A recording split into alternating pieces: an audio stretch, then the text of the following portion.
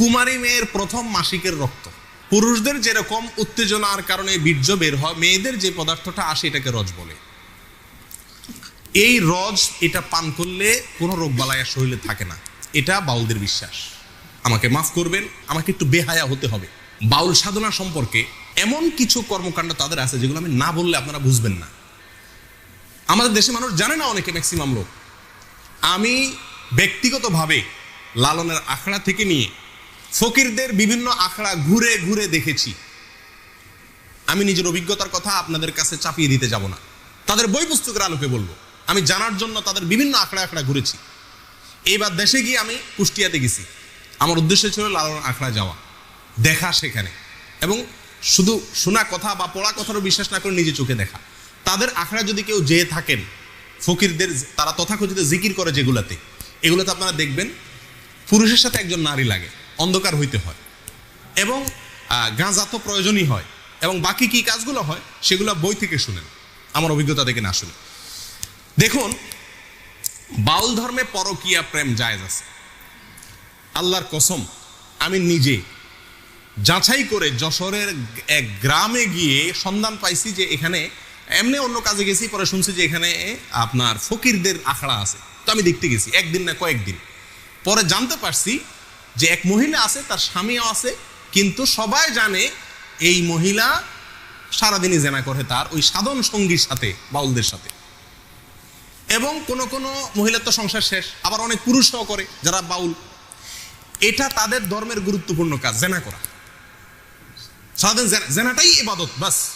এবং জেনার মানে মূল মুহূর্ত যেটা, সেই মুহূর্তেই নাকি স্রষ্টা হাজির হয়ে যায়।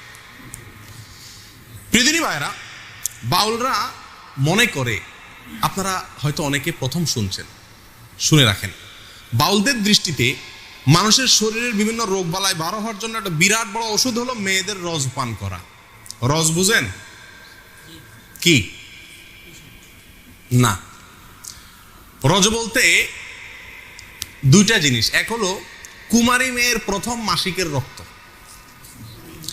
আরেকটা হলো পুরুষদের যেরকম উত্তেজনার কারণে বীর্য বের হয়, মেয়েদের যে পদার্থটা আসে এটাকে রজ বলে। এই রজ এটা পান করলে কোনো রোগবালাই শরীরে থাকে না, এটা বাউলদের বিশ্বাস। আরো শুনবেন, তারা বলে রোগ থেকে মুক্ত হওয়ার জন্য, বিভিন্ন রোগ থেকে, বড় বালা মুসিবত, অসুখ বিসুখ থেকে ভালো হওয়ার জন্য নিজের মুখ এবং মেয়েদের স্তনের দুধ পান করলে রোগ ভালো হয়। আরো শুনবেন, তারা বলে সমস্ত রোগ থেকে সর্বরোগের ঔষধ একসাথে যদি পাইতে চান তাহলে কি করতে হবে? মল, মূত্র, রজ এবং বীর্য, মল, মূত্র, রজ এবং বীর্য, এগুলো সবগুলা মিক্স করে একটা ঔষধ বানায় তারা, নাম হলো প্রেম ভাজা। ওষুধের নাম কি? প্রেম ভাজা। এটা খাইলে আর কোনো রোগ থাকে না। প্রিয়দিনী ভাইরা, আপনারা অনেকে হয়তো বলবেন যে এগুলা গল্প আর কি। আপনি আল্লাহি বাস্তবতা খবর নিয়ে দেখেন, আর খবর নেওয়ার দরকার না, আমি আপনাকে বই পুস্তক থেকে বলছি, তাদের বই পুস্তক থেকে, তাদের ধর্মগ্রন্থ থেকে, তাদের ধর্মীয়, তাদের আচার এবং তাদের সংস্কৃতি, কালচার, এই সংক্রান্ত যে সমস্ত বই পুস্তক আমাদের সমাজে প্রতিষ্ঠিত, গ্রহণযোগ্য, অথেন্টিক, এই সমস্ত বই পুস্তকে লেখা আছে। তার ভিতরে বাংলাদেশে বাউল বইয়ের 350 থেকে 382 নম্বর পৃষ্ঠায় এই কথাগুলো উল্লেখ আছে। কথা বুঝে আসছে ভাই?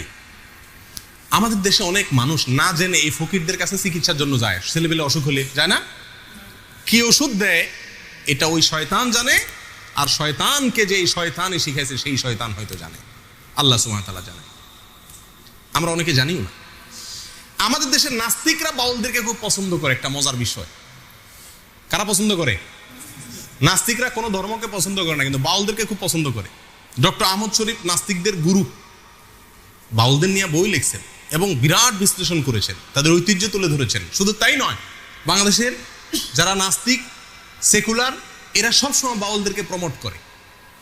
লালনের আখড়ায় 50 জন গাঁজা খাইছে, এটাকে সমস্ত মিডিয়া বা অনেক মিডিয়াতে খুব ফলাও করে প্রকাশ করে, আজকে লালনের এখানে ওরস হইতেছে, ওরস, গাঁজা খাইছে। লক্ষ লক্ষ মানুষের মাহফিল হয়, লক্ষ লক্ষ মানুষের ভালো কোনো কাজ হয়, সেটা কোনো মিডিয়াতে প্রচার করে না। কিন্তু ওই আখড়ায় গাঁজা খাইছে কয়েকটা, সেটারে সারাদিন টেলিভিশন নিউজে বলে। কেন নাস্তিকরা এত পছন্দ করে কেন? এর কারণ হলো এই বাউলদের তাদের যে কর্মকাণ্ড, এই কর্মকাণ্ড করে খোলাসা কথা কয়েকটা পয়েন্ট। নাম্বার 1 যেটা বললাম, দেহ নিয়ে সাধনা। দেহ নিয়ে সাধনা মানে যৌনতা, সোজা বাংলা। নাম্বার 2, আপনার যত নোংরা, বিষ্ঠা, নাপাক পৃথিবীর কোন ধর্মের মানুষরা যেগুলোকে পাক মনে করে না, হালাল মনে করে না, এই সমস্ত জিনিসগুলোকেও তারা শুধু হালাল আর পাকই না, এগুলা বিরাট ঔষধ মনে করে।